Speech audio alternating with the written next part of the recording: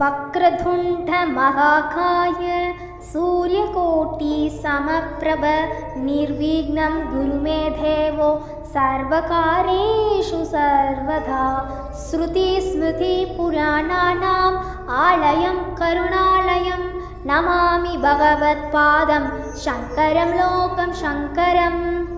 ॐ नमो कृष्णवाससे सदसहस्रकोटिसिंहासने सहस्रवदने अष्टदशभुजे महाबले महाफलपराक्रमे अजिते अपराजिते देवी महाप्रत्यङ्गिरे प्रत्यङ्गिरसे अन्य पराक्रमविद्वांसिनी परमन्त्रोच्चारिणी परमन्त्रोच्चारिणी सर्वभूतामणि ऐं सौं प्रें ह्रीं क्रों मां सर्ववेपत्रवेपय रक्ष रक्ष रां ह्रीं श्रीं क्रों सर्वदेवानां मुखं स्तम्भय स्तम्भय सर्वविघ्नं चिन्ति चिन्ति सर्वदुष्टानां पक्षय पक्षय वक्त्रालय ज्वाला जिह्वे करालवदने